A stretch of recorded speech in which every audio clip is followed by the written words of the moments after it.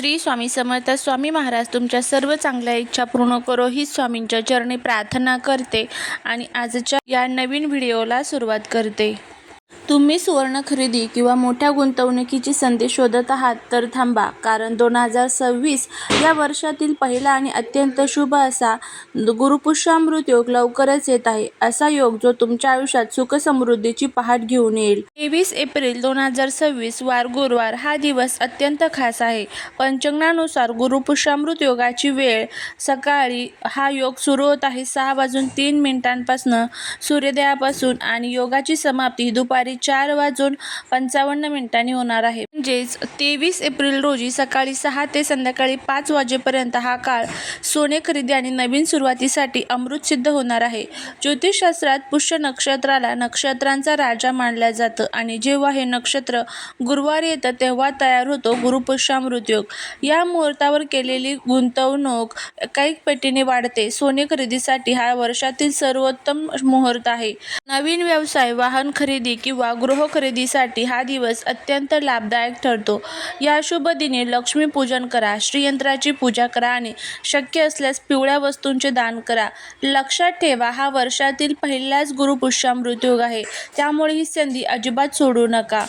पुष्य नक्षत्राला सर्व 27 नक्षत्रांमध्ये राजा मानले जाते.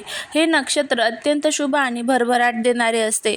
जेव्हा गुरुवारी पुष्य नक्षत्र येते तेव्हा त्यातून निर्माण होणारी ऊर्जा ही अमृतासारखी फलदायी असते, म्हणून याला गुरुपुष्यामृत म्हणतात. या मुहूर्तावरती केलेले कोणतेही काम, गुंतवणूक अधिक पटीने आपल्याला फळ देते, त्यात वृद्धी होत असते. कठीण कामे मार्गी लावण्यासाठी आणि नवीन उद्योगाचा पाया रचण्यासाठी हा सर्वोत्तम काळ असतो. धार्मिक आणि आध्यात्मिक दृष्टिकोनातून माता लक्ष्मीला पुष्य नक्षत्र यांचा जवळचा संबंध आहे. पौराणिक कथांनुसार माता लक्ष्मीचा जन्म पुष्य नक्षत्रात झाला आहे असे मानले जाते, त्यामुळे हे नक्षत्र तिला अत्यंत प्रिय आहे. बृहस्पती हे देवांचे गुरु आहेत आणि ते धन, ज्ञान आणि समृद्धीचे कारक आहेत. गुरु आणि लक्ष्मी यांचा हा मिलाप ऐश्वर्य खेचून आणणारा ठरतो. असे मानले जाते की गुरुपुष्यामृत योगावर लक्ष्मीची साधना केल्यास ती घरात स्थिर राहते, म्हणजेच विनाकारण खर्च होत नाही. या शुभ दिवशी तुमच्या घरातील सुख समृद्धी वाढवण्यासाठी काही उपाय करायचे असतात. या दिवशी कनकधारा स्तोत्रम किंवा श्रीसूक्तम पठण केल्याने आर्थिक अडचणी दूर होतात. सायंकाळी लक्ष्मी मातेसमोर गायीच्या तुपाचा दिवा लावा आणि तिला गुलाबाचे फूल किंवा खीर अर्पण करा. शक्य असल्यास थोडे तरी सोने आणि चांदी खरेदी करा. शक्य नसेल तर घरातील सोन्याच्या दागिन्यांची हळदी कुंकू वाहून पूजा करा.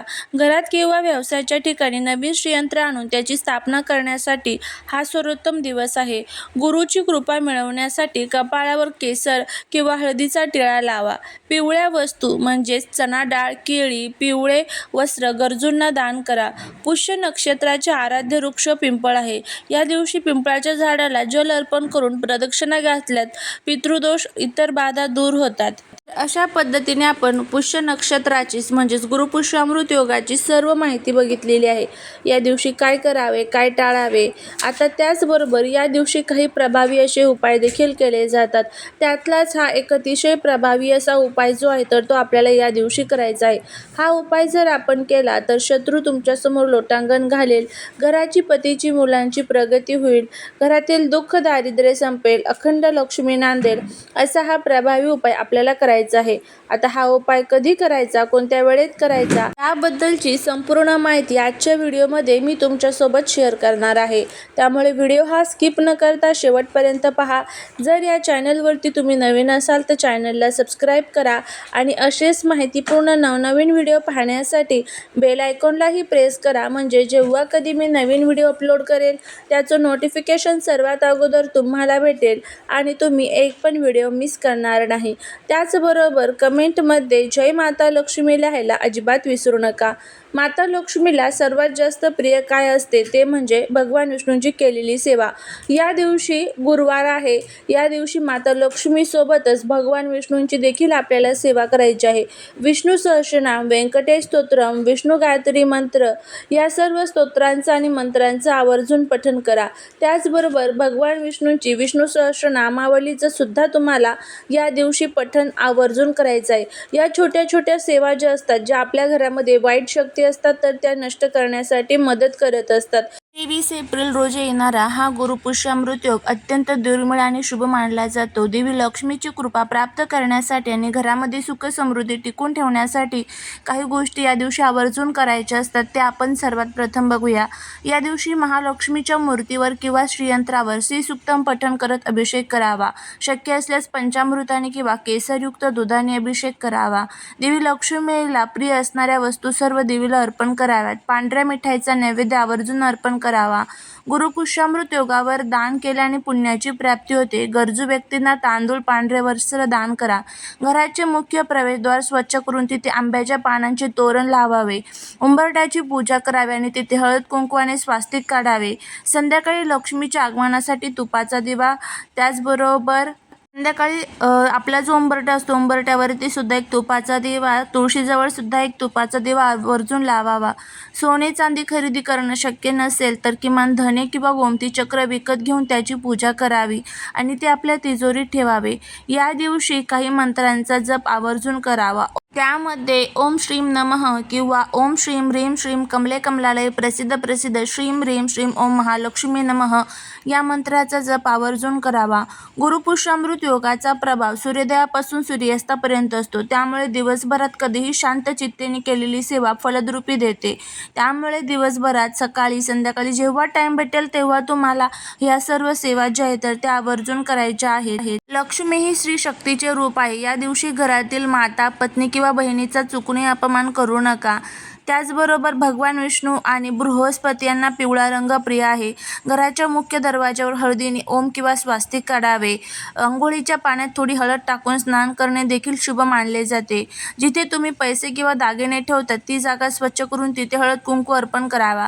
तिथे एखादे लाल कापड अंथरल्यास अधिक चांगले. या दिवशी गाईला गूळ आणि पोळी खाऊ घातल्याने त्याचबरोबर पक्ष्यांना दाणे टाकणे यामुळे आपली अडलेली कामे पूर्ण होतात. या शुभ दिवशी कोणालाही पैसे उधार देऊ नका, कारण असे मानले जाते की या दिवशी दिलेले धन परत येण्यास अडचण येते. तसेच नवीन कर्ज घेणे देखील टाळावे. लक्ष्मी तिथेच वास करते जिथे शांतता असते. गुरुपुष्यामृत योगाच्या दिवशी भांडणे, चिडचिड किंवा मोठ्या आवाजात बोलणे टाळावे. घरामध्ये नकारात्मक ऊर्जा निर्माण होईल असे कोणतेही कृत्य करू नका. हा दिवस अत्यंत सात्विक मानला जातो. त्यामुळे तामसिक भोजन आणि व्यसनांपासून दूर राहा. शक्य असल्यास या दिवशी घर पूर्णपणे कुलूप लावून बंद ठेवू नका. विशेषतः संध्याकाळी घराचे मुख्य दरवाजे उघडे ठेवावे. शास्त्रानुसार अशा मोठ्या योगाच्या दिवशी केस कापणे, नखे काढणे किंवा दाढी करणे वर्ज्य मानले जाते. गुरुपुष्यामृत योग हा केवळ खरेदीसाठी नाही तर कृतज्ञता व्यक्त करण्यासाठी आहे. तुमच्याकडे जे काही आहे त्याबद्दल देवाचे आभार माना आणि हा दिवस आनंदी वातावरणामध्ये घालवा. या दिवशी तुम्ही एखादा नवीन संकल्प किंवा नवीन व्यवसायाची सुरुवात करण्याचा विचार सुद्धा करू शकता. या सर्व गोष्टी आपल्याला या दिवशी करायच्या आहेत. काही गोष्टी आपल्याला आवर्जून टाळायच्या आहेत. आणि बघा, या गोष्टी करत असताना आणि उपाय करत असताना मनामध्ये कुठेही किंतु परंतु येऊन देऊ नका.